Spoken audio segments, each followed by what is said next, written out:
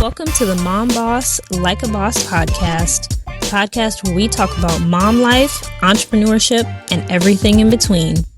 I'm your host, Taylor B., a mom of 4 precious boys and an entrepreneur at heart. If you've been looking for a village of like-minded people, then I think you've found the right place. I look forward to talking with you, and I can't wait to see you inside.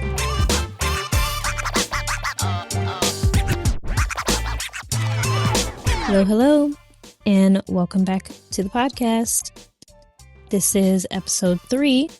What story is your business telling the world? So this is going to be our first business episode, and not going to be talking about motherhood here. We're just going to be talking about business, and I intend to try and alternate episodes like that. I have like 80 of them or so planned. And yeah, I'm going to alternate between, motherhood, personal, and business. So this one is all business. Yeah, let's do it. So anyway, let's dive into it. So what do I mean by that? What story is your business telling the world?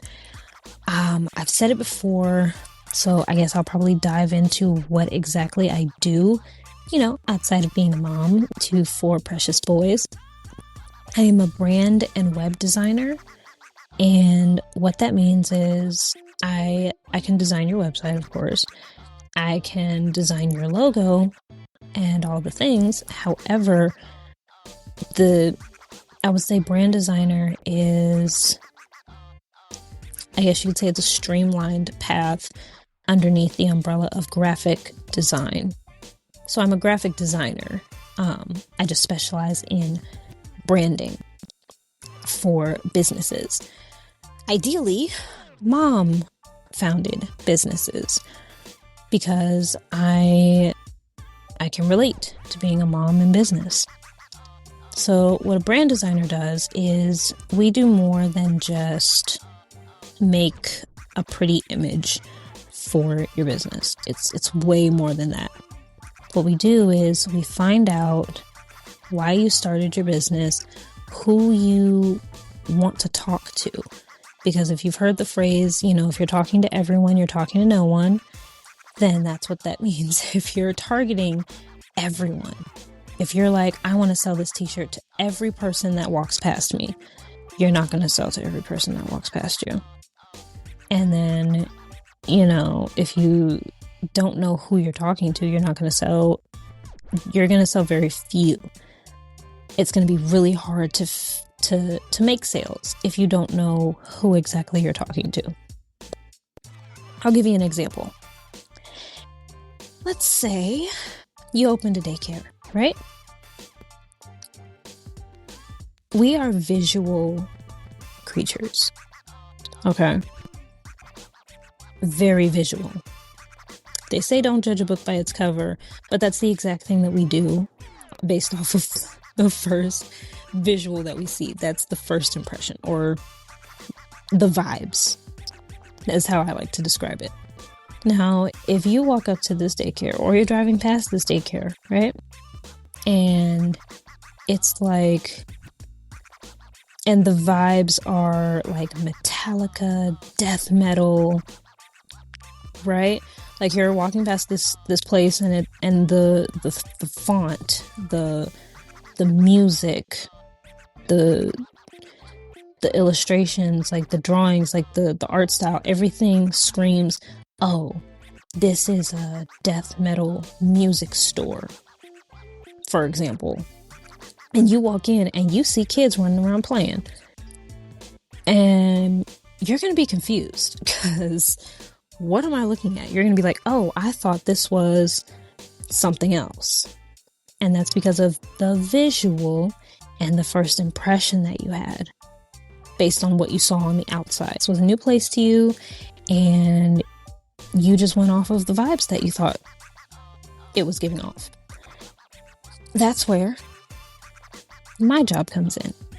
My job is to help the business owner or the daycare owner realize, like, okay, we need to change up these visuals, because if you're trying to target families, We need to make things a bit more kid-friendly and more kid-centered. That doesn't necessarily mean kid-ish, but it needs to appeal to the parents, because that's who's going to be coming in and dropping off their kids and paying you. This place needs to look like a daycare. It doesn't necessarily have to look like everyone else, which, again, is part of my job, is to help you stand out in your industry by, again, figuring out who exactly you're talking to. Now, if you're like an untraditional mom, like if you're, or not mom, but parent, and you're like, oh, but I do listen to death metal and I like those kind of aesthetics, and I want to start a daycare for families like that, then you would need to figure out, your designer would need to figure out how to convey that message without losing the daycare aspect of what you actually do. That would be an interesting business. When I really sit here and think about it, that would be interesting to see a daycare that's like, hey, we love kids and death metal. It wouldn't surprise me if that's a thing out there. But yeah, that's what I mean by when you hear me talking about branding. If you've never heard the term, I remember a quote. I forgot who it was. I can't remember, and I don't want to lie to you, but the quote, I don't remember who it was, but the quote was, branding is not what your brand is not what you say it is, it's what they say it is. So these big companies, for example, these big corporations, Walmart, Target, all these other places, you've got people who absolutely would never shop at them for whatever their reasons are. There are some who would say, oh, they're an evil corporation, and I would never give them a penny. And then there are some people who are diehard fans who are like, I couldn't imagine shopping anywhere else. That's what I mean by branding. As long as you know who you're talking to, as long as you stick to your values and they align with your audience, you're going to have people coming in. That's what branding is. Your business has to tell a story. Whether it's, hey, we care about the planet and we want to help the planet and we want to help make change, that's going to resonate with a lot of people. And it's also not going to resonate with a lot of people. It doesn't matter about who it doesn't resonate with. It's about who it does resonate with. So you tell that story to other people that relate to it and respect it and align with that. Then you've got some people, or your story might be, hey, I'm helping, I don't know, more families stay together by whatever it is you offer. Maybe you offer family therapy or something to help families communicate better. That's kind of niche, so that could be a thing. Your visuals need to tell that story. You need to give those families a reason to want to talk to you, if that makes sense. So that's something to think about when you're advertising your business, even when you're building your business, when you're working on your business. Always think about, what story is my business telling the world? If you want your story to be, I sell high quality products that make you rethink the term luxury, I don't know, I'm just coming up with something, then you need to talk to the people who that would resonate with. If you want to, take Tiffany's, for example. If you go on their website, and I will do that right now to make sure I'm not lying to you.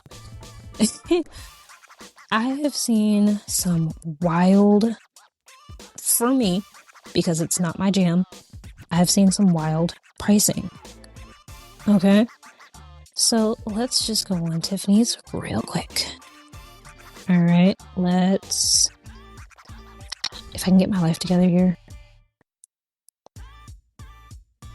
Let's see. Let's just go to jewelry. I don't know what the heck high jewelry is, but let's just go to jewelry. I'm assuming high jewelry means something expensive, probably. Let's go to all jewelry just to make this easier.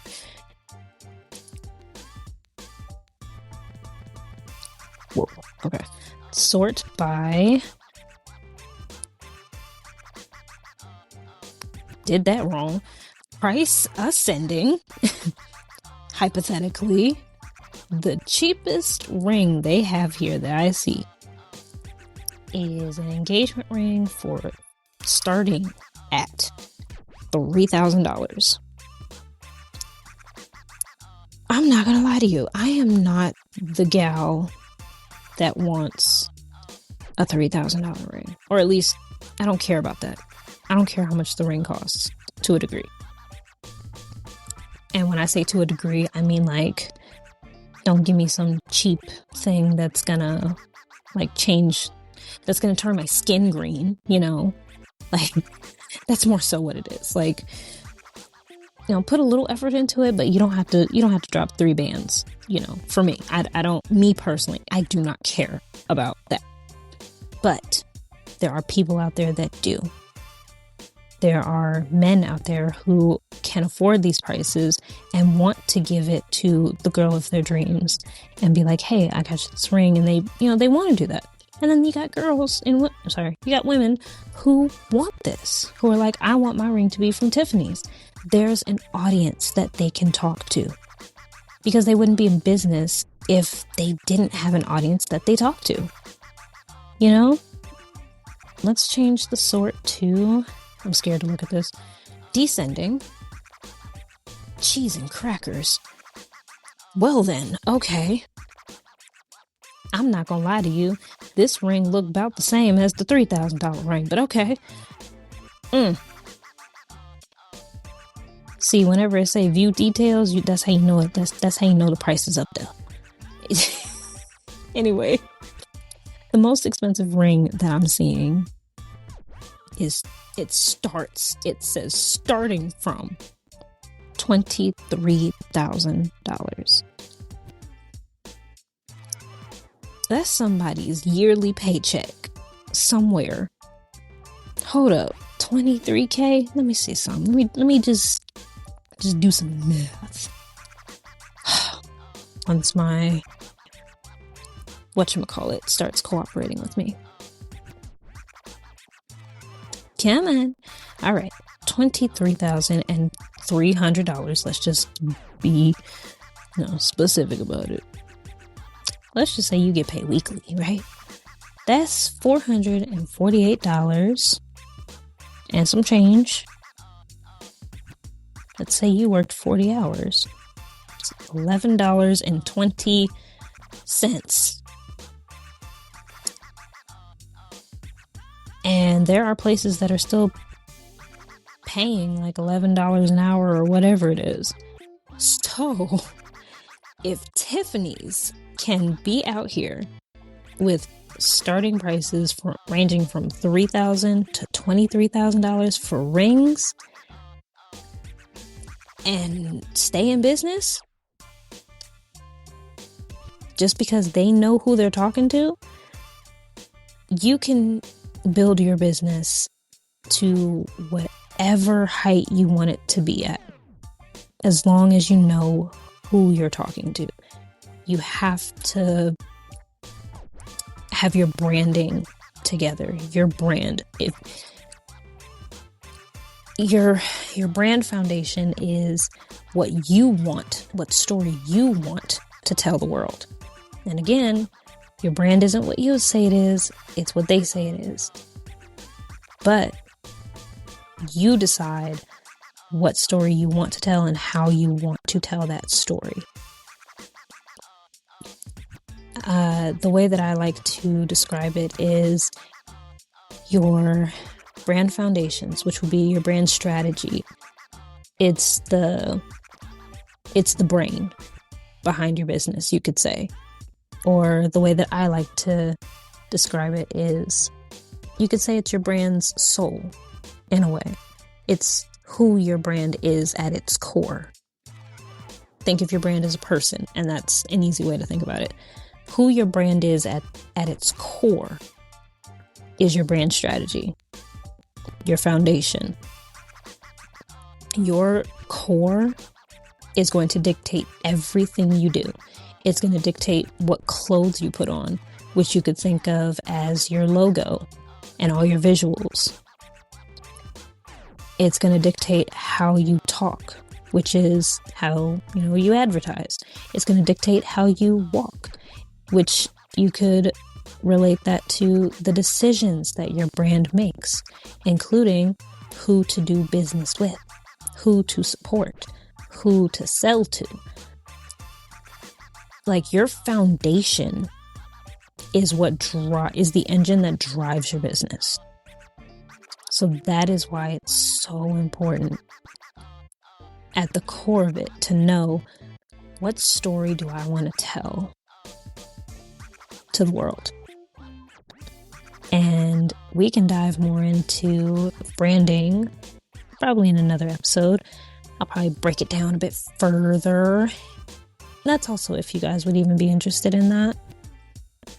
But if nothing else, just keep that in mind when you are starting or growing or running your business and you're trying to figure out, where do I go from here? Always ask yourself, what story is my business telling the world? What story do I want to tell? And then go from there.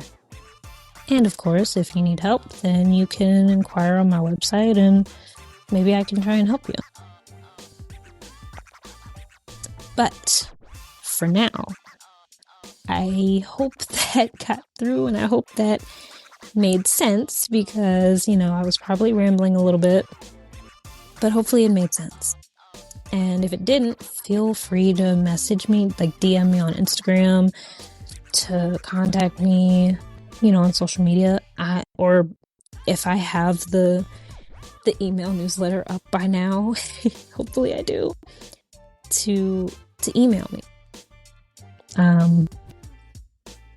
I would love to hear from you. I'd love to hear your thoughts on this episode, or if you have any questions, I'd love to answer them. I'd love to help in any way that I can. For now, I'm going to sign off because it looks like we're inching up there towards 20 minutes. Time sure is flying with these episodes. Anyway, follow me on Instagram, Threads, all the things. Everything should be in the show notes if I can get my life together. And I'll see you in the next one. Bye. Thanks for listening to the Mom Boss Like a Boss podcast. If you have any thoughts on the episode, please feel free to reach out to me on Threads or Instagram. You can find me at The Creative Altruist, all one word, no spaces, underscores, or periods. It'll also be right there in the description. Until next time.